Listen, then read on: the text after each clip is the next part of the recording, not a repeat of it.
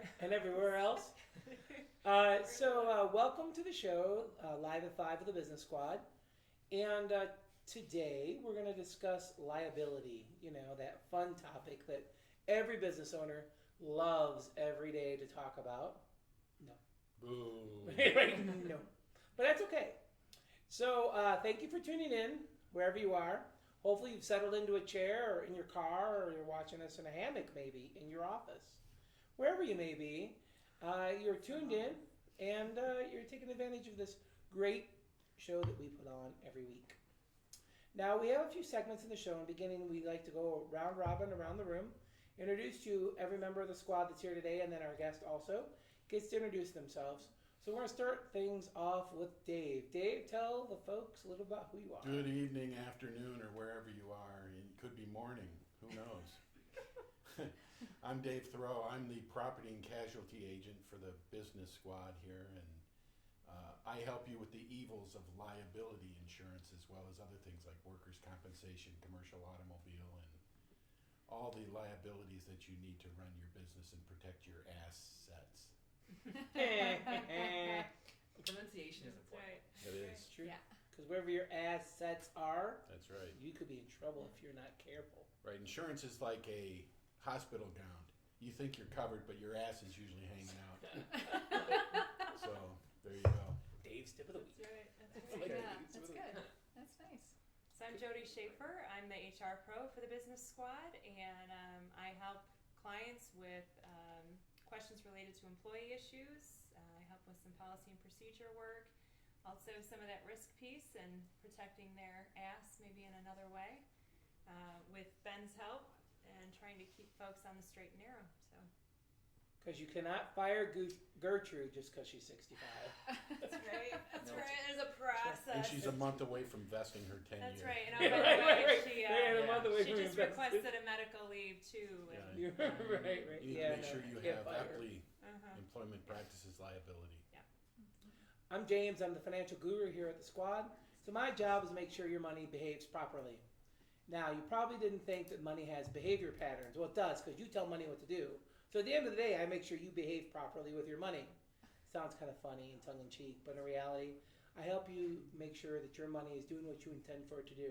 So if it's cash flow process, sales process, or on the ends of financial planning or retirement planning for your whole business organization, I help you with that. And sometimes, too, I can get involved with the debt analysis, if need be, for your organization. All right, I'm Ben VanGelderen. I'm legal here at the squad. I'm the other bad guy. Dave and I are like, I'm Vader and he's Palpatine kind of deal. We're Listen to that. scaring everybody. And He's got a cooler sword, though. yes, that's true. And a cooler But you can shoot mustache. lightning Yes. bolts, so it's iffy. And He's we got cooler sidetracked. facial hairs. as well. Again, we That's right. sidetracked.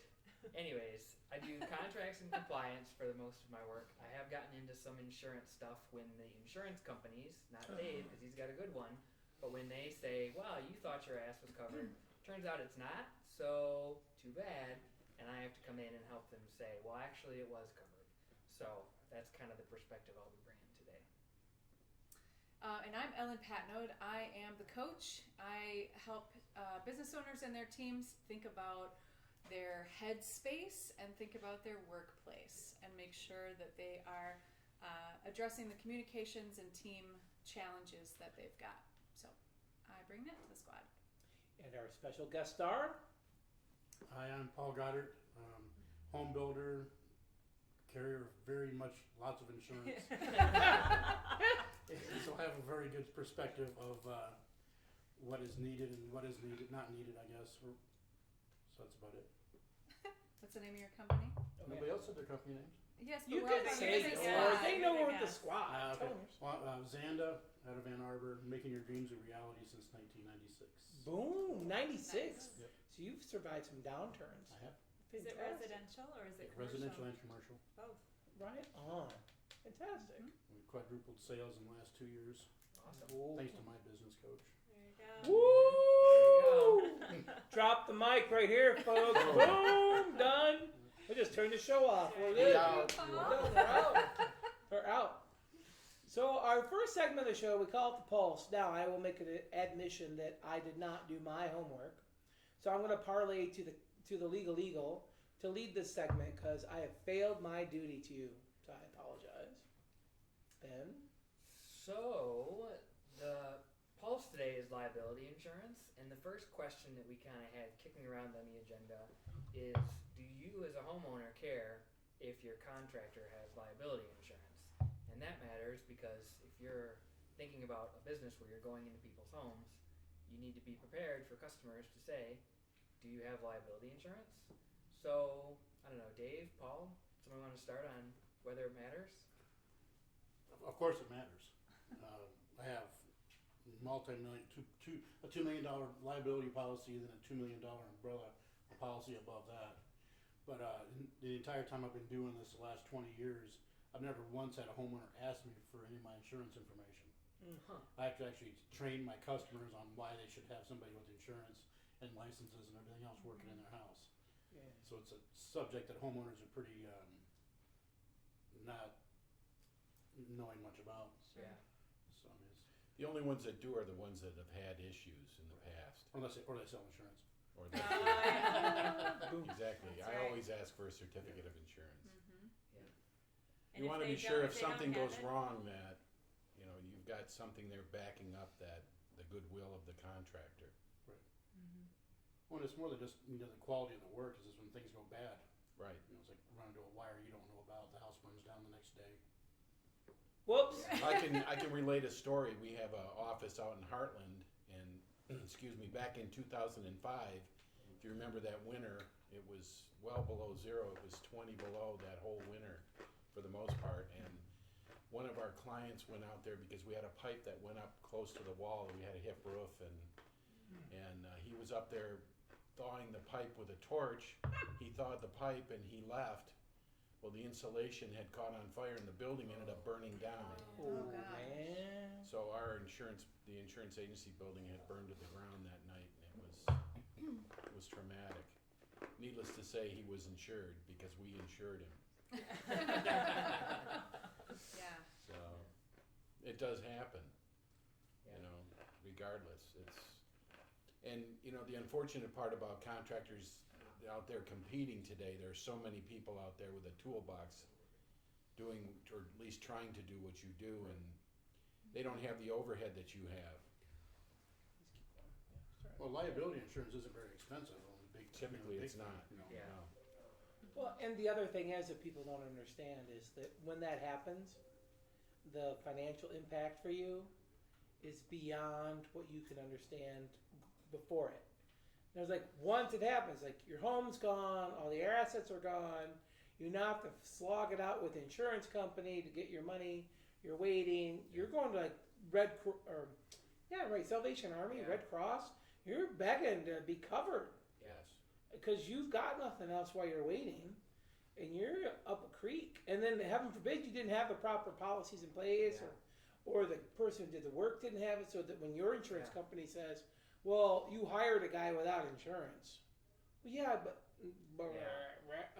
we got problems. Let's Yeah. talk. But he's right? my friend's brother. Right. Yeah. Fred, he knows what he's doing. Yeah. Fair So enough, right? help me understand. So if I'm a homeowner and I hire, right? Mhm. Hire you to come in and do work, and I didn't ask if you had insurance, and let's say something happened and you didn't have insurance. You fell and injured yourself while you were Well, that's a whole other subject. That's working comp. okay. Mm. So let's say that something got broken, Okay. right, while you're there. Then Well, I There you mean, go. broken stuff. I mean, that's one thing. But I mean, as far as say something got damaged seriously in your house, okay, like say it burned down. sure, Typically, and I might be wrong, Dave, but your insurance company would cover it because they insure the house. okay, Yes. But they would be coming after me, my company, Yeah. and that's where it really becomes an issue because They subrogate against it. yeah, Right. they'll go. I mean, sure, I have an S corp, but I'm the and of course Ben knows a lot about Yeah, this yeah. better than I do, and but when I was an LLC, I know that it could go after the LLC. They would have listed me also, Yeah. Sure. and if my LLC has insurance, Farm Bureau's going to jump in and protect all of us okay, Yep. and probably pay out. That's their job. sure, Or hire attorneys to fight with their attorneys, and because even if I was innocent in the whole deal and I didn't have insurance, I'd still be paying huge lawyers' bills Right. just to break even. So Yeah, the indemnification is a huge part of it because if you get sued, it's expensive. Yes. Period. And Sure. most of these insurance policies, they should at least include an indemnification clause, which means we'll pay the attorney to defend you, which is huge because sometimes that can be more than the amount of the damage, the attorney's fees. Right, yeah, for sure. So, and then the other thing that I wanted to mention is that I think a lot of people think when it comes to liability insurance and these sorts of things, they think, okay, well, I'm careful, I don't make mistakes, I'm honest, I apologize and everything works out. But the fact of the matter is that accidents happen, especially in a business like this, and even if you even if you weren't negligent, you didn't do anything wrong, you can still be responsible, and it's just better to get it covered. And what exacerbates those things are, if you're the general contractor on the job and you're hiring subcontractors, and those subcontractors don't have the proper insurance or don't have even the Yeah, same right, you limits of own it. liability that you as the general carry, then there's that gap there that you're going to be on the hook for because you technically become their employer at that point, Right. and Yeah. your policies are going to respond. So is that's that another- something that you look at then for your Oh, subcontractors? absolutely. I try to get them all. I do. I have them all. The workman's comp, if they're sole proprietor, they have to be excluded. Mm-hmm. It's funny, the workman's comp is that as a business owner, you have to pay it, but you don't get to claim it, use it. So Mm-hmm. you exclude yourself. But and if you're stuff an like that. LLC or a sub-S, you can because you're actually an employee of that entity. Right, because I'm an employee of Zanda now, Right. which Right. was a huge thing for me to get. Sure, Jump because to that space. disability insurance is Yeah. expensive. Right. Mm-hmm. And then, but yeah, liabilities. If I don't have liability, I get audited every year by my insurance company. Where's these people's? Here's their 1099. Okay. Where's their? Yep. And if I don't have it, I got to pay for all their To stuff, spread their stuff. Sure. which gets Yeah. huge. Sure. So Dave, is it as simple as everybody that works under you needs insurance? Absolutely. Yeah. In the building trade, yeah. Yeah, I mean, the liability insurance is way cheap. Yeah. I mean, Relatively. workman's comp gets expensive real quick. Depending on what 10% you're doing, of payroll yes. or so, yeah. Are there questions that homeowners should be asking contractors or people who come into their space? Oh, absolutely. They What should be, kinds of things should homeowners be asking before they bring someone into their space? well, they should get a feel for the person in their house. Mm-hmm. I mean, that's what I tell all my people, potential clients is, if you don't like the person, don't use them. Yeah. It doesn't matter what they charge. If you're not happy with them, you have to. The biggest thing I have with my clients is trust. Sure. So I'm going to be in their house, working their biggest asset, Yep. and they're trusting me to be in there, and I trust them to pay me when I'm done. Mm-hmm. So getting a good feel for who's in your house and using the person you feel the best about.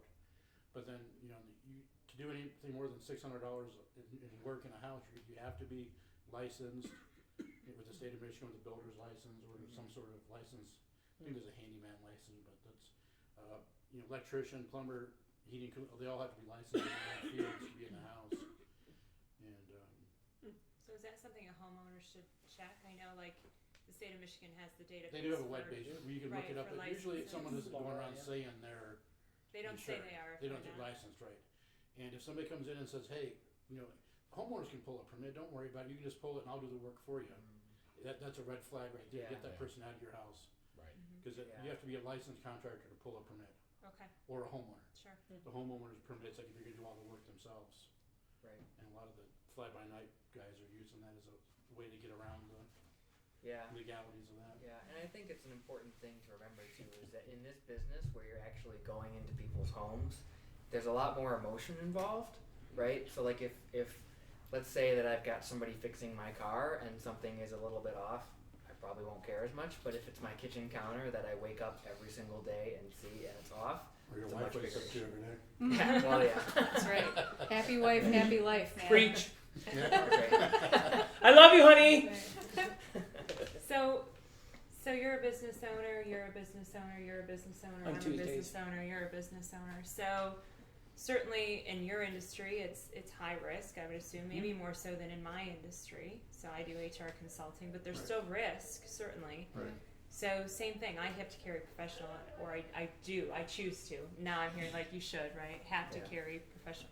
And I think I've had one client ask me, and it was a municipality that needed to have it on file. Otherwise, Mhm. nobody asks. Have you had clients ask for whether or not you have insurance? No. Yes. You have? Yes. Usually entities, corporate entities, or things like that, right? Or Mm-hmm. municipality. That was Yeah. one, yeah. Yeah. Yeah, they asked. But otherwise, no. The individual consumer, no. But I don't think they understand that maybe they assume that it's already in place or whatever, that you've earned your designations and you're okay, but and which it is for us to be carried by a carrier, Sure. we have to show we have it. Sure. And there's a centralized database where we can buy it from, and it tells, not Laura, what's it called? Begins with an L though. Anyway, and it tells the other carriers, yeah, they have coverage, they have this, Right. they complete all these things, and they can go back and check. Right. So, But as we're kind of speaking to the entrepreneur, right, or the business owner, right? right, Aside from the protection portion of it, I would also think just it legitimizes the fact that you are a business owner, that you take this seriously. It's Right. not Sure. a fly by night. It's not a hobby. Yeah. You know, it's real. I think it also, it helps with the confidence factor, right? You can confidently go into someone's home and do the work that you're there to do, knowing that if there's a misstep or a mistake, you're covered. It's the same thing. I carry errors and omissions Yep. insurance for mine, Yep. professional liability, and as I assume most of us do, it's just that confidence of knowing that however unlikely it is for someone to make an appeal against my insurance or a claim, it's there, and so I can confidently do my job, and if something does go wrong, the unexpected happens, then at least there's a plan in place to carry Sure. to Sure. But protect there's you. a distinct difference between general liability Yeah. and E&O insurance, which is professional liability. Okay. The difference there is general liability pays for bodily injury and property damage, Okay. where a professional So we liability probably would pays do that, for right? So where E&O. professional liability pays for damages. So it Okay. could be monetary damages, Oops. it could be loss of Sure. business, it could Yeah. be, it doesn't have to be a physical loss to either bodily or property. Yeah. Okay. I listened to you, coach, and now I'm getting sued. Right. Hold Right. on, let me Yes. call my Yeah. E&O attorney. Right. Really? Hi, listen, we're in right, yeah. And contractors have professional liability as well. So that's You know, why as it's far as the important design to, portion of it. And yeah, it's important to sit down with somebody who's really knowledgeable to be able to help you as a business owner, as an entrepreneur, understand what all of the shades of gray, what all It's of the not different unlike what facets we all are. do. We know where the holes are and we help you Right. steer around those Yeah, holes. absolutely. Yeah. And then to do that on an annual basis, right? Because when you first start, your business might be like this. Yes. Yeah. But as you grow, you need to make sure that those limits are growing. And that's was one of my biggest assets was my insurance agent, because he knows everything I need. Yep. All I gotta do is a phone call and say, hey Carlos, is this, he goes, yeah, no problem. Yeah. And I don't know anything about my insurance, Yeah. I just know what I got, he's got me, so. Yeah. Yeah, but you gotta have that trust, because Yeah. the biggest thing that you need to ask when you're getting insurance, any kind of insurance, is what are the exclusions? Yeah. Because insurance policies exclude certain things, and you need to know and be okay with the fact that those certain things are excluded. So a lot of times, for example, homeowners insurance usually doesn't cover criminal acts. So if there's a contractor coming in who's doing work without a license, And selling meth out your back door. well, not even that, right? Just doing work without a license is a That's even- crime. Well, that's true. And so right? the homeowner's policy can say, you know what, he was doing work without a license. Your house burned down. Sorry, we're not covering it. So you need to know what the exclusions are. Sure. So, but I think that all this can really be spun as a way to market yourself. I mean, when you have the contracts down and you have the liability insurance, I use that before I even get to the point where a client is sold to kind of explain myself and show that I'm professional and I've got these things in place. So you can find a way to spin these things where it's not like, all right, we've signed, now here's all this stuff that you got to know about me. You can say, I'm going to affirmatively say, here's my insurance policy, this is how we handle delays, this is how we do X, Y, Z, and then at that point they're like, oh yeah, and at the end they just sign, they're ready to go. Do you put that kind of information in your bids? I mean, does it say He's like, that No, you're not yet. licensed? No, but I mean, I have a really good, I guess front game, I don't know if that's the right word for it or not. When I talk to the customers for the first time, I explain to them everything I have, because a lot of people don't really care what you have, they just wanna make sure you're covered. And I just got dealing with, Compliance Depot. It's a company that works for apartment complexes, making sure you're in full compliance. And it was not fun for anybody involved. Right. And that's why you've got the umbrella, because they Well, require. I already had an umbrella. I had to double it for them, and Yeah, they're used they- to working on scratch. So anyway, that was the one time I'd get people ask me for insurance stuff is the commercial projects, Sure. and that was no fun dealing with that. So What was I going? I You just asked talk if you about put how it in you- your. No, I don't have it Your in there written front out. game. It's just a Yeah. real good. Hey, if you shouldn't hire anybody that can't, it isn't legal, Mm-hmm. and so if you very rarely does anybody really care about Yeah. what you have. But you're Well- educating your Right, exactly. customer, and that's Yeah. whether they hire you or not, They that should goes know, to yeah. that trust Mhm. side Yeah. too. And I The think, attractiveness of the price doesn't overpower the smell of bad work. Right. Right. well, that's what I was getting at, right? So most people, they'll choose based on price. That's the mechanism of choice. And if the consumer understood that, okay, this price, this guy's 30% less, but my amount of risk involved, if just one incident happens, it's dwarfed the 30% savings I might have. Well, the percentage of insurance, is nothing really Yeah. for me. Yeah. A $10,000 project, and it's probably $30 of insurance money. So Yeah. it's Right. as far as liability goes. Right. Yeah. But so there shouldn't be anybody that doesn't have liability insurance shouldn't be doing anything. And I'm not even sure whether is it mandatory to have liability insurance? Not mandatory. Well, one of the Depends, but articles not- that was Michigan.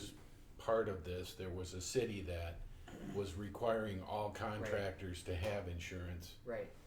And they said, well, I've worked here for 20 years and I've done, 30 projects for you and I've never had to have insurance and I can't afford it. And Yeah. it's Yeah, like, well, that's- okay, if you can't budget enough to throw $600 at it, Yeah. then Yeah. you It's shouldn't probably even for a be- year. For Exactly. liability, For a yeah, year, exactly. yeah. Yeah. And I think that's really a big change. Just we're more litigious society. These Yes. policies are more Yes. accessible. It's a social It is the lottery. lawyer's fault. I will take 100% of the blame on the legal And I'll profession. see you If in there's court. lawyers out there, it's our fault, and we got to fix it. But yeah, I just think that as a business owner now, you can't just say, well, I don't need insurance. You've got to say, people expect it, and then you can control people's expectations for builders, right? So when Paul comes in, he says, here's all this stuff that I got, here's my insurance stuff, whatever. After he's done, the next time they want to build a project, if they talk to somebody who's not Paul, or if maybe one of their friends says, hey, Right. what do you know about a contractor? They're going to say, oh, well, did they talk to you about their insurance policy? Yeah. Did they talk to you about this? No. Oh, well, then you should talk to Are they Paul. licensed? Oh. Are they All licensed? That's a Right. great question. Right, right, right. Mm-hmm. And by affirmatively saying you need to ask if we're licensed, then Paul makes everybody in the construction industry look better if they do that, and worse if they don't, which is good for everybody, I think. So I can share a horror story for a construction scenario. Oh boy. Yeah, and I was, and I had a budget of X, and I didn't ask these questions, so I learned firsthand the importance of, being licensed, insured, and all that stuff.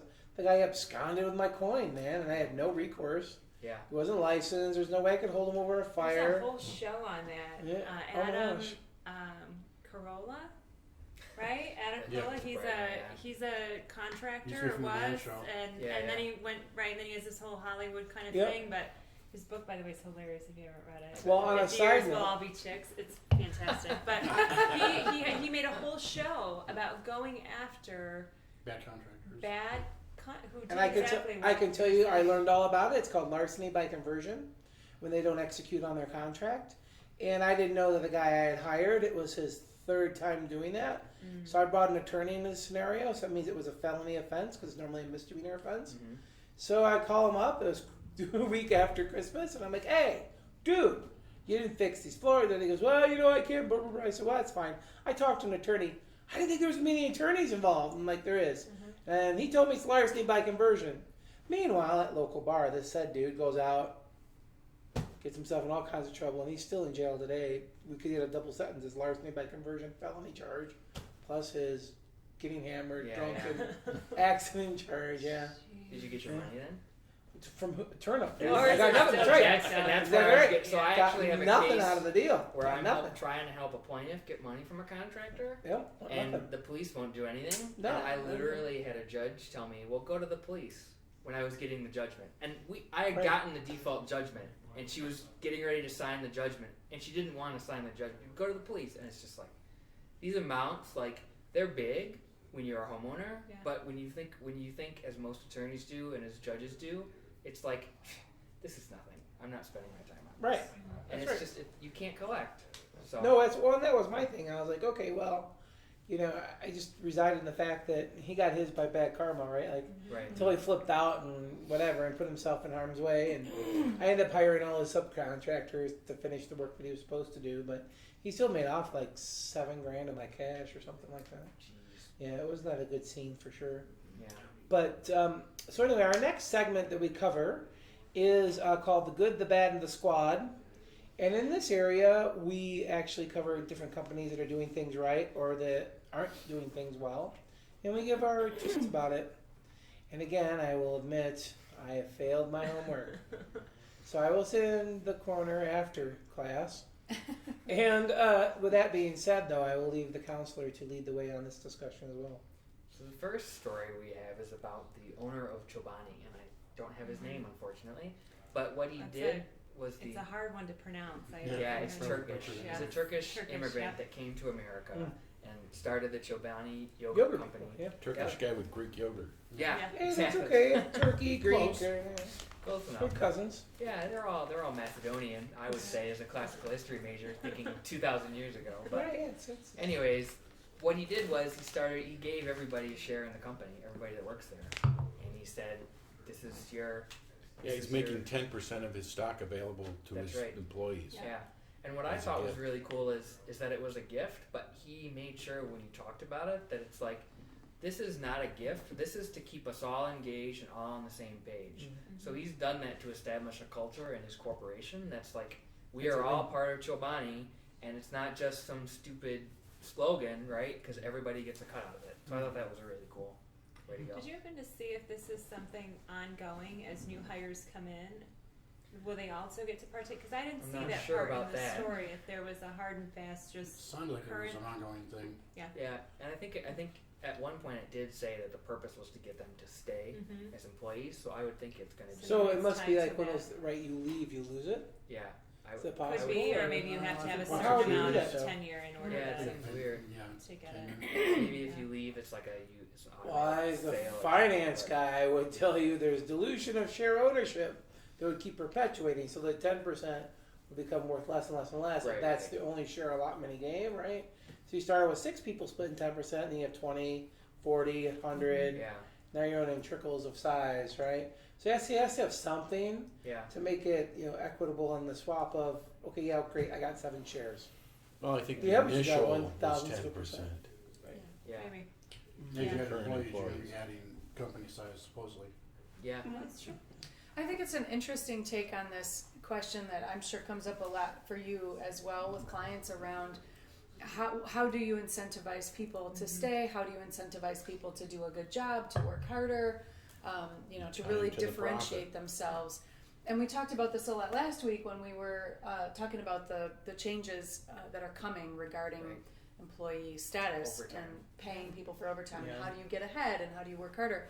I think this is a great way to try to create that culture, like you said, create that culture that really makes people feel like they're part of something. It's a way to create ownership because in my experience, and I'd love to hear yours as well, my experience is that employees stay because they feel honored, they feel listened to, they feel appreciated, and it really isn't as much about the dollars and cents. Of course, that's important, right? But it's not the bottom line making the decision. It's about how do you feel? Do you feel appreciated? Do you feel like the owners of the company really invest in you? And I think this is a great gesture. Yeah. I really Well, do. right, and it's a question of do you have an ownership stake mentality, right? Because Right, you're exactly. creating this culture to create that Sure. mentality within the employee base. Yeah, exactly. I don't think you need to have a percentage ownership in the company to have that feeling though either. No, it's There's a not lot the of ways only to way do you it. can do it, Yeah. but I think it's an interesting way. I've Yeah. seen some very, very Creative. successful companies. There's a huge one in Ann Arbor, and the guy owns it.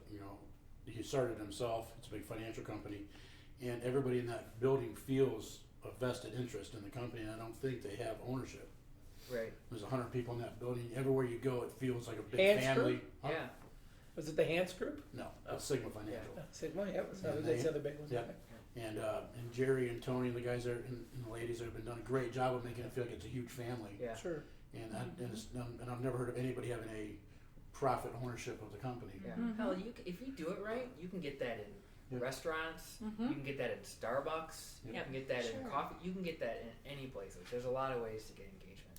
And Did you have something, Jodi? Well, I was just gonna, Simon Sinek does a whole, he's got a whole series of TED Talks on this He idea does. of how you make people feel connected, and he uses the word safe, kind of like in Maslow's hierarchy, right? This psychological safety, and like they care, and like they would notice if you didn't come to work tomorrow, and they would worry about where you're at, and they might even go so far as to pull out an emergency contact form Yeah. and make the call. Things that require effort, Yeah. and the more, and it doesn't have to start at the top, but certainly the top has a lot of influence. So the more that happens, the idea is that it radiates out, right? But it's dependent upon every level reinforcing that, and certainly there will be weak links in the chain because you can't have 100 employees and get lucky every Right. time.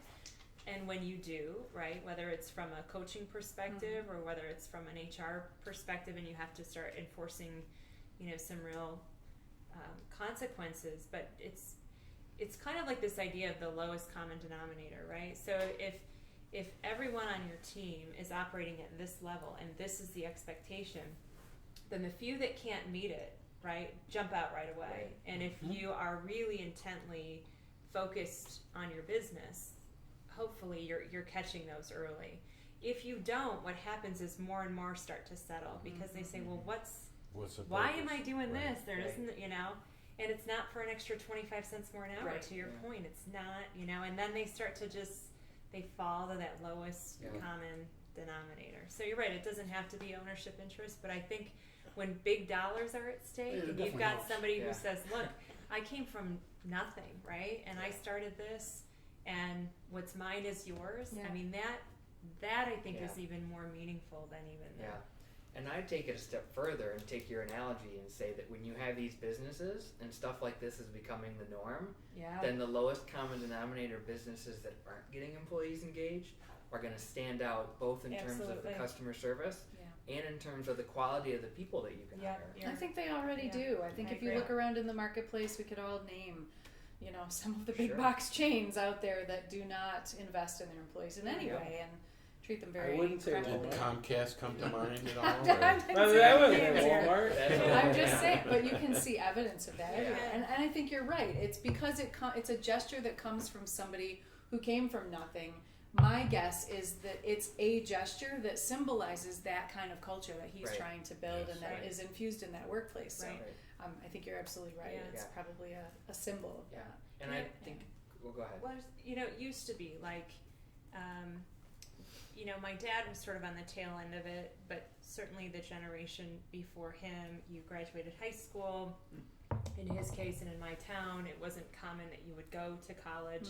You would go work for one of the large employers in the area, which was manufacturing for the most part. Dad's been in the same company since he was 17. It's changed ownership a couple of times.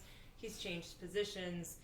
But, the idea was that if you put in your years, Right, you the got- payouts on the back end. Well, what Right. happened when GM and all those folks kind of this whole too big to fail in 08, 09, and all those pensions started being eroded. And so now it was like I put in my years Right. because there was supposed to be this big payout This down promise. the road. And then this is just gone, Right. right? Every one of us that watched that, even if we were unsure about whether or not we could put in our years like that, Right. if we could hang. Like I don't think Yeah. I could hang like my dad is still hanging. Right? Yeah. I just don't think I could. Well, But those opportunities aren't there anymore. but assume Yeah. assume that you thought you could actually physically do that. You've seen this just go up in smoke, and so I just don't believe you anymore. So there's Right. this kind of skepticism that I think is rampant, and I think rightfully Rightfully so. so. Yeah. And so absolutely. we're always evaluating, does this employer really have my best interests at heart? Right. If they win, do I win? Or do they just keep winning bigger, right? Right. Do they pull in the BMW and I can't make my minivan payment? This is the Right. problem. So a gesture like this goes to that, you don't have to wait 40 years. Right. Yeah. I recognize it now. Yep. And I say thank you Yeah. now. Mm-hmm. And it's a business decision too. I mean, I think it's a great decision from a moral perspective, but I also think that if you just look at the numbers and you're somebody who's Scrooge McDuck and only wants to make money, it's still the best way to go because you're going to get better employees. It's going to make sense. It's It's still giver's gain. it's still Yeah. giver's gain. So Yep. well, so the next segment, I guess, if we're gonna just take it with me, is our From the Field segment, and we still aren't getting a lot of questions from social media. So we have Well, it's Facebook, funny you say Twitter. that, 'cause Do we? I'm reading. That's what I'm doing right now while you're Perfect. talking. I'm like, Excellent, there's a bunch of you cats chit-chatting on Facebook right now, which is excellent. pretty awesome for all of you that are here streaming along. I can't read it all because, it's Yeah. all tiny print. So send some questions. But yeah, Right. right. No, not at the moment. They're just Yeah. commenting. They're chatting. Yeah. So if you have questions, ask us now. If you see this in the future, we'll answer it next week. And if something comes up, let me know. But does anybody have They any can't questions? hear you very well, Ben. That's You the can't first thing. hear me very well. So you need to be louder. So does anybody have any questions then of us that the client has come up with that would apply to a lot of people, Or even you, Paul. I mean, as a business owner, certainly you've had a lot of contact, right, with Ellen and had a lot of success there. I mean, now might be and maybe I'm overstepping here, but this is an opportunity to kind of talk about some of the services that you've had firsthand knowledge of. Oh, with Ellen? Yeah. Oh, Oh, that's Right. okay. It's a chance to give What I us always some tell shout-outs. people. be kind. Yeah. That'd be nice. no? You Yeah, don't have. not again, man. I did that once already. And what I always tell people is, believe it or not, I'm not a very humble person. So I'm very arrogant and full of myself. And I want the insurance. I have all that insurance because I do make mistakes. I have seen it, but I've never used my insurance for anything. But it takes somebody. Yeah, I've paid a lot of money. I'll drink for to insurance. that. Right? You did. Dave's like, "I'll drink it." Dave, what did you bring? I have a 12-year-old rum. Oh. He's like, oh, So- with glasses. Want some? He's like, yes. Yeah. We found his magic path. It's rum. That's it. Help yourself. Rumster. As a side note, while they're pouring rum, Jamie Lippens, who asked the question out there in Facebook, Phil, and yes, I'm monitoring now. Bourbon is the meaning of life. So there you go. The rum's a close second. Yeah. And rum's a close second. Our matey. That's right. That's funny. But anyway, Ellen has definitely helped me out a lot. She's not afraid to kick my ass, which is what I needed. I have my girlfriend asked, "How do I get on the payroll and get paid to tell you what to do?" And I now have an executive assistant that I pay to tell me what to do as well. And she's very strong-willed as well. But Ellen has helped me through a lot of my challenges. Is growing the business and trying to stay on top of it. And I made a phone call to her one day, said, "How do I make it through the day without killing somebody?" So we had somewhat of an emergency meeting and talked about a few things. And no caskets. No, Yeah. nobody died. No I didn't get a call Awesome. on that one. Right. Alan took care of it. So it was a very enlightening discussion. But I've also helped her out on a few things. Absolutely. Phone calls that are very R-rated, not appropriate for most conversations. Just for the record, you can say fuck on this show. Ellen has done it That was before. one of the That's many right, we're words on she YouTube, used. Just- so it's all right. She owns the trophy until Heather stole it last week. Yeah. And, well, that conversation would have taken her over the top. So Yeah. I talked her down off the ledge and told her everything was going to be fine. And so we both bounce off each other pretty well, and It's good. it's been I very. think that's what you find, right? When you start a business, and I don't know if you took over from someone or you started this from scratch, you do it all, right? And so as you get busier, you just continue to do it all. Try to, yeah. And you're so busy sometimes that you don't even pick your head up, even though you know, like, this probably isn't where I want to spend my time, or I shouldn't be spending my time in all these areas. You don't even have a chance to take your breath to figure out what to do about it. And so, really, I mean, You you're can't a work on your testament business to. when you're working Yeah. in your Right. So the idea that the comment you made earlier that I've quadrupled my sales, is that what you said, Yeah. in the last 2 years? Right? It's because I'm guessing, right? You're being more strategic about where you're spending your Well, time. Trying to be more intentional, that's Yeah. for sure. Yeah. And it doesn't always seem to work out that way because there's always fires to put out, and it's like this guy needs that, or that client Sure. needs this or that. I have an office. I've seen it 15 minutes in the last 2 weeks, but that's okay. It's Yeah. there. But you've got somebody who is there. Yeah, not Right. 40 hours a week, but enough. Sure. Yeah, But it's not all on you right. anymore. And you kind of get to that point, I think, as as a business owner, and it's different for everyone, and sometimes we wait until we're drowning before we finally throw out the life raft and just hope somebody catches Well, that's it. what Ellen's been telling me, that I should have a full-time, assistant, executive assistant. I like that part, executive. Yeah. But, I bet you Courtney does too. Yeah. You're an owner. You're an executive. Yeah, I know. You would fit under the salary exemption Yeah. for executives if it came out. But she should be full-time within a year, which is huge for me. But then again, I think about, I have carpenters and electricians that are full-time that make a lot more than she does. And she'd actually be a lot more of a valuable asset to my team full-time than, hope she's not watching. Yeah. Okay, contractors aren't working. That's right. She already told me she has to make more to come on full-time, but that's okay. Yeah. Yeah. But Well, no, and I was saying, I'm sorry, go ahead. Oh, to what you're speaking of though actually speaks to the purpose of the squad, right? So you have people in your group that actually put all the day-to-day chores of your job. And I'd even argue that if you went through with all of our duties that we provide as an organization, you could probably parse out even more of your workflow that's not relative to your making money. Because at the end of the day, anybody that owns a business, you should be doing what makes you money and outsourcing the rest. Done. That's it. And if you're not doing that, you're not working at optimum efficiency. So I'll give you an example. People in sports, they don't spend all the time doing their grass, changing their cars, they fixing their house, doing that crap. They outsource all that. Don't do any of it. Reason being, I do what makes me money, and then the rest of my time I play. Right? Because it's your reward system for all your work. And if there's any message to give any entrepreneur, be it in the buildings, trades, or wherever, that is the first rule they need to learn. And you've learned it. Now you just got to apply it across your whole system. Right. Well, it's easier said than done too. Yeah. If you're You starting can your help. own business and you're the type A personality, I'm going to do this, Right. this, and this. Yeah. I don't want to give anything up.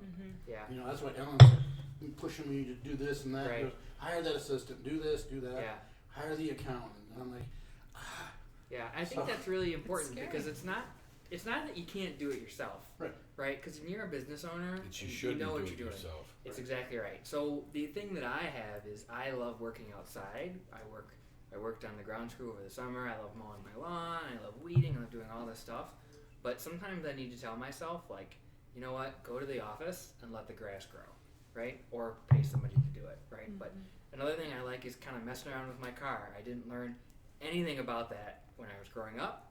So I'm learning everything from scratch, and it takes me so long to do those things that I need to just say, you know what? Either it's pleasure, and this is what I'm doing There you with go. my Saturday for fun, That's it. or I'm paying somebody to do There it. you go. That's right. And it's not That's right. because I can't, right? It's just because it doesn't make sense. I'm a But lawyer. you I should should have a That's certain law. understanding of it, and when you Right. do it That's right. yourself, you understand it so that when you do, if you do outsource some of it, there's still Right. this reporting mechanism so that you feel like you still have control over it, even though you're not physically. It still should be done the way doing you it. want it done. Right. Yeah. And you should try. It's just like what you said in the beginning. There has to be that trust. well, that's why That's to have somebody essential. come in to work for me, she's worked, Yeah. so I've known her for 15 years.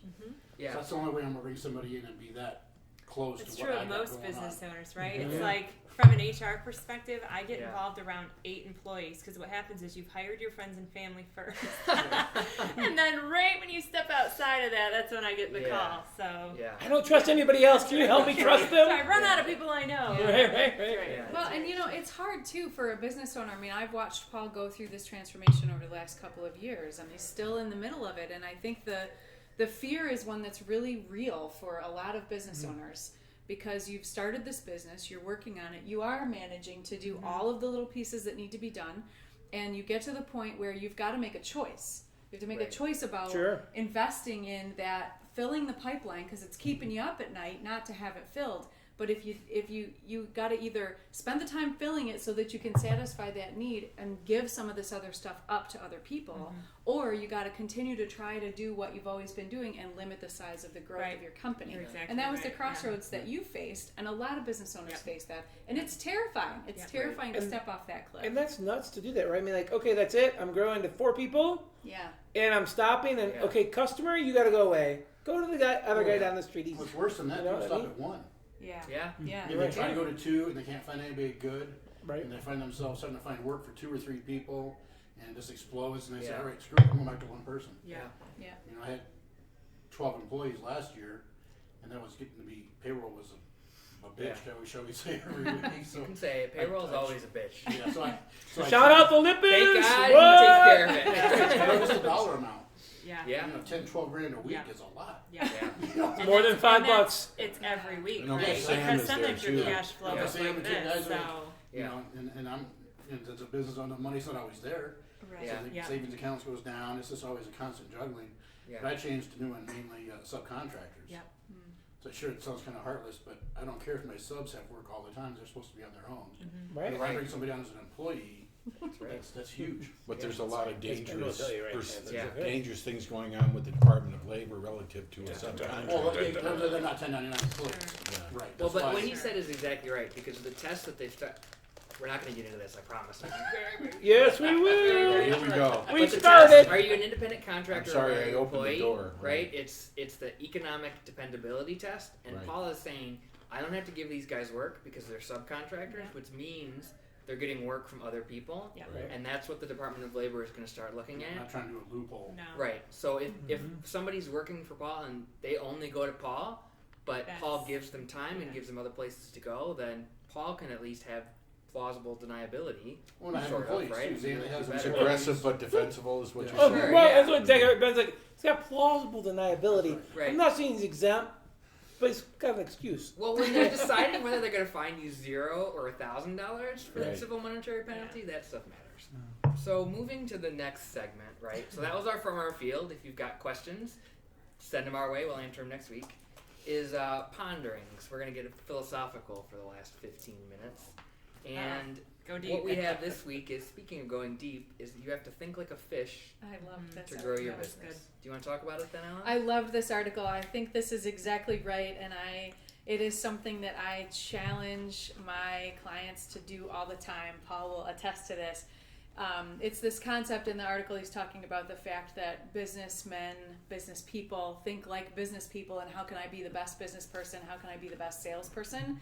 And really, it's the story of a fisherman who learned how to be the best fisherman by learning how to think like a fish and think about the fish and where the fish would hang out and what the fish's relationship with its environment is and all the ways in which you would be able to attract said fish as a Right. fisherman. And that's exactly what business owners need to do. Business owners need to think like their clients.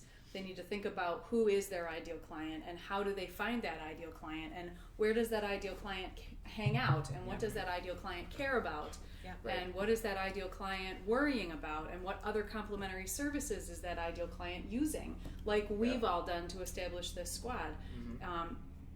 You have to think like your client. There's an exercise I ask people to go through to think about from the very first exposure to your company and every touch point through to the end of the execution of the contract with that client. What is every single touch point that you have with that customer? What is their experience of your company from start to finish? And looking for the gaps in that and looking for the ways in which you can improve that experience is how Paul developed a big part of his brand and what it's like to work with Zanda versus another home builder. And inviting Zanda into your home means something very specific because he's thought like his customer. All my swear word laden rants to him have been because I had an emergency situation in my home that I was furious because it never should have happened in the first place. So I'm calling him to rant and vent and say, what the hell do I do now? How do I fix this? The dryer vents caught my wall on fire. Because I know he's a go-to guy and can handle that because Right. that's his niche of customer service. And he's not the only home builder that I know. I'm a member of Bragg. So he's Right. not the only home builder that I know, but he's my go-to guy because he Yeah. provides that customer service experience. He's thought like his customer. What does his customer want to do? So Yeah. I loved this article. It's totally up my street. Yeah, it really resonates with me because one of the things that I think makes me an attorney that can stand out is because I'm not working for a firm, so I don't have an associate telling me how to do things. So when I'm thinking, okay, how do I want to interact with my customers? The only experience that I have is my own as a user of legal services, and what would the customer want? And people, it really makes a difference to people. They can really tell. So, Absolutely. and to take it one step further, to tie it back, which I have a knack for doing a little bit, Master of the tie back. Yep. is you said you want those people that you can trust. It's really hard to find people you can trust, and that's one of the advantages of the business squad because we know people we can trust because we Exactly. talk to them every week, right? Well, right, absolutely. I would tell you I don't trust anybody in the insurance industry, but I trust Dave Thurau, right? Because I'm friends with him. I watch his stuff. He's a real person. He understands what's going on, and so like that makes a difference, when you have an attorney, an insurance person, an HR person. I trust Lippens, who does our payroll. I trust all these guys and girls to help each other out. So Well, at the end of the we can- day, everything is about people, right. and you That's can't right. really have people without trust. There's a book that was written called The Speed of Trust, and how things slow down when there's not trust, and how more Sure. expensive it is when there's not trust. Yeah. Sure. It's amazing, just And amazing. I can attest to that because before anybody will talk to me, I need to send a signed authorization from the client.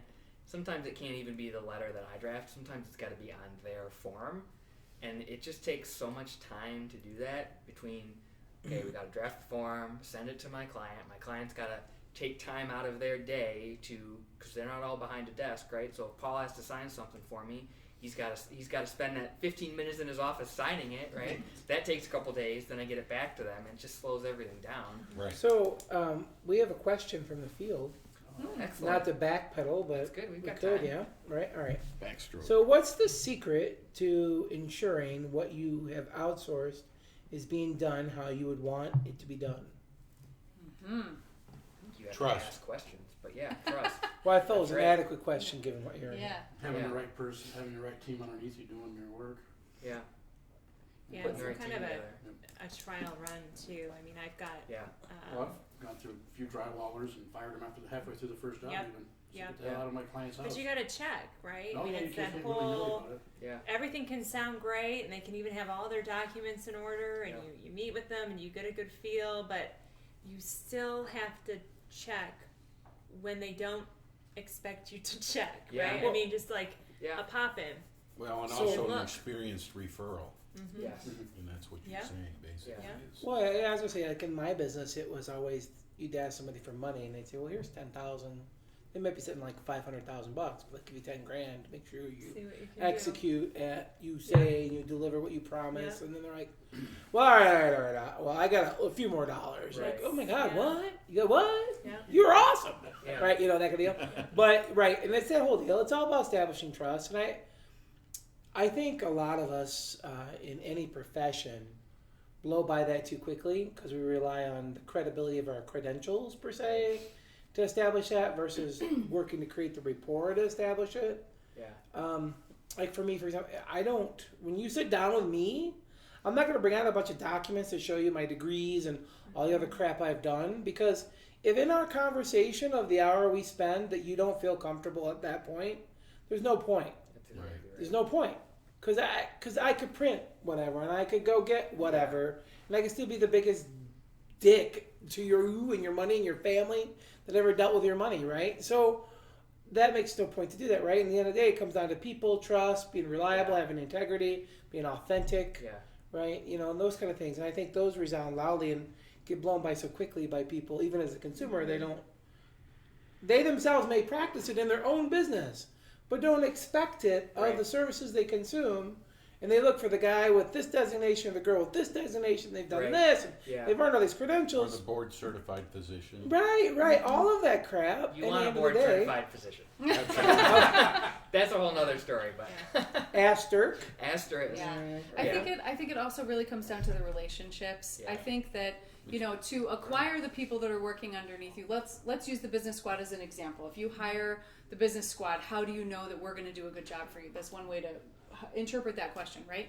Well, first of all, you got to build the relationships with us. We have to build a relationship with you to even determine if it's the right fit. Yep. Absolutely. Once you've got that We don't hire relationship everybody. in place, I have turned down clients and Yeah. I have fired clients Same because here. it just wasn't the I right fired a fit. client It's not. last That's week when I correct. was here. Right? Yeah. So I want to pull that out. That's important. It's absolutely important, and the relationship has to be nurtured and maintained along the way. Right. So if Paul and I have been working together for a couple of years now, and then there's been times when we work together more intensively and times where we've taken a break, but that relationship has always stayed in place, and it's something we both put the effort into nurturing. Sure. so that if he ever needs a coach, I know he's calling me, and if I never need a home builder, he knows I'm calling him. Yeah. Sure. So it's that And you ongoing also are a relationship. referral point for him for Absolutely. everything that he does in the same. That's right. Well, that's the thing, that I've never done any advertising, it's all been word of mouth and Yeah. referral. Yep. So that's huge for trust, right off the bat. And it's the Absolutely. cheapest Because- It's a advertising. differentiator. Yeah. That's the it. best. I mean, so we moved into a new town last summer. Didn't know anyone in this town, but had some things that we needed done around the house. So I could have gone on Google. I could have gone on Angie's List. I could have gone on Home Advisor, but I don't know any of these people from Adam. And I grew up in a very small town where everybody knows everybody. So that's just not how you operate, right? So what you do is you've made some relationships with neighbors who you think have the same philosophy and work ethic and standards that you do, and you ask them, Yep. who do you know? Yep. Right. That's how I got every one of the people that, came and did work on my house. And because I trusted them, I then trusted who they Sure. put their trust in. And that's just, and it works that way in your business, your business, Yep. all of Every ours. day. All of ours, it's all that way. Yeah, Yep. for sure. So one thing before we move on to our tips of the week. We unless have you're- one more. Yeah, we have one more. Well, you asked. We've We engaged. got 5 People are minutes. watching. Well, Okay. we'll take Just a it quick to next question. week Well, just because a we've question. got 5 minutes. They and we wanted to wanna stop repeat the going name of the over. book. Oh. Dave named the book. What's That's repeated good. the book? The The name book, of the book? Dave. The book that What was your book? The trust book. The book, the trust Oh, book. the speed of trust. The The Speed of Speed of Trust. Trust. Okay, No. awesome. All right. So go what ahead. Paul said is Yeah.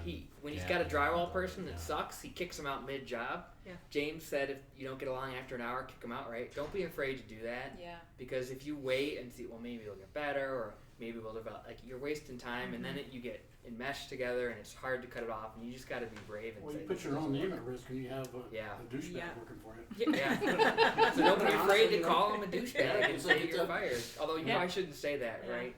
Is that Well, not- yeah. Douchebag? To a subcontractor. Why I shouldn't don't say know that to him? Let's ask if our you HR can back expert. it up. Right. If it's not a lie, And how do you back up if someone's a douche? Well, Right. affidavits. Sure. That's you're working with them. Social media. Yeah. That's yeah. right. That's So what my let's, 30-year that's friends. They right. say you suck. It's not my Yeah. opinion, it's a fact. Yeah. Right. Yeah. Stephen Covey. Oh, Stephen it's a Stephen Covey. Covey book. Yeah. Stephen Covey book, fantastic. Nice. Cool. So All right, we go ahead, will wrap Counsel. up with our tips of the week. We give at the end of the show, we give a little quick tip, one thing to keep in mind while you're running your business to help you out. And we'll start with Dave. I'm going to go with what Paul said earlier. General liability insurance is cheap and it covers your assets. So if you don't have it, you get it. If you don't have it, call me, Yes. Jodi. My tip of the week would be make sure you have a couple of key resources. Because as a business owner, you probably know your industry very well, but you may not know all the other aspects that are important to running a business, whether it's insurance, whether it's legal advice, right? Whether it's development work for your staff or compliance type things. And there are so many resources out there that are free. Right. And you can sign up and they'll give you alerts, like an email alert when something big changes, so you don't have to try to research all of this on your own. So utilize your resources and let the experts be the expert and just feed you the tidbits that you need to know. I would say that my tip of the week to you, consumer at large, business owner or residential, is that you don't understand the depth of the liability hole you can fall into if you don't Yeah. cover yourself. Because if you're not properly covered, your building burns down. Like we had a client that their building burned down and their carrier was being persnickety with them. It was not anybody that we placed them with. It was prior to our being involved in the commercial Disclaimer, space. Yeah, as a disclaimer, they used that Astro, other group Astro. previously mentioned in Ann Arbor that we talked about to get their insurance, but not Sigma. And that group gave them some guff, right? So they were facing a huge amount of money potentially out of their pocket had that not paid out correctly. So what you guys have to make sure is that the depth of the hole you can fall into could be enough to totally destroy your organization if you're not careful. Yeah. Or your home. Life. Oh, your life. Good job. Or your life, right? Or your life. So my advice is you're not going to read your insurance policy. I know that. No. I tell you to. It is It's the fine. least read the least read bestseller in America. That's right. Sure, you should certainly read it. That's good. But That's a great you need to read two parts of it. If you don't do anything else, you have to read these two parts. You need to read the exclusions you need to know what's not covered, and you need to read the dispute resolution process. Yes. You got to know what is not covered, and you've got to know what happens if there's a problem. Because Dave's not the one, the insurance agent who went golfing with you is not the one handling the claim, No. right? It's going to be the claims rep, and you need to know the process. So read those two parts. But I would also say, as an independent agent, I have ability to be involved with that claim. Yeah. Yep. There's Alright. a lot of direct writers that can't Right. engage during a claim. Yeah. Contractually, they can't do it. Right, because it'd Yeah. be like it turning on itself, right? Yeah. Because they're an Right. employee and you can't like Right. tell them whatever. So there is a difference between an employee and a direct writer. And you can ask those questions too. If you absolutely won't read it, You can should just ask say- those questions. Yeah, Show you me should. what they It's are. better to read it for yourself and know, but you can also ask the employee, because this is going to shock everybody, but people in the insurance industry sometimes lie to you. No, they don't. No. I got to be It's honest. never happened. No, they They do. don't. They do. What? That's unbelievable. Anyways, All right, my tip of the week is centers around this conversation we've been having around trust and relationships. Regardless of what your business is, regardless of what your product or service is, you are all in the business of service. You're all in the business of relationships. So every business owner, every consumer, you need to think about what is your personal brand, what is the brand of your company in terms of the integrity and the relationships and the level of service that you're providing to everyone that you come into contact Would you say be the fish, not the fisherman? I would say be the fish. Be the fish. That came from our audience, by the way. Nice. Yeah, Good. yeah, be the fish, not the fisherman. My tip would be make sure anybody coming into your house to work on your biggest asset is licensed and insured, period. Period. End of discussion. And have a very good feeling for that person because they're going to be in your house a lot.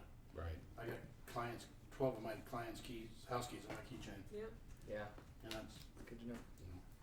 Great. Yeah. Thanks, about Paul. it. Yeah. Well, let's Thanks for coming on thanks our for coming show. out, Paul. Yeah. We really Absolutely. appreciate it. It's really Appreciate it. helpful. And if you've not seen us before, check us out on YouTube. You We can have past subscribe. episodes. You should tune in. Sure, give us a comment. That's how we'll talk about your questions. Like us on Facebook. Give us a call if you need anything. Twitter. Twitter. We're out there whatever. also. Positive LinkedIn. or negative feedback, right? We are all. Right. We like we the all love, know though. how to improve All you on trolls things. can open up out there. We can They take want the it. trolling. I'm sensitive. So we Too went a much couple sharing minutes going on. over, but the last thing we're going to take it out with our, what do we call it? The Zen of the week. Yeah, right. So James one will of my lead us out. favorite philosophers at large, and let me so backstep to say that Gandhi tells you to be as in life as in business. So he would tell you that there's no difference if he could talk or if you have a seance. So with that being said, I'll speak from another famous dead guy that I love a lot. And his name is Leo Buscaglia. And Leo Buscaglia says, don't smother each other, for nothing grows in the shade. With that being said, thank you everybody for tuning in. We'll see you all next week. Same bat time, same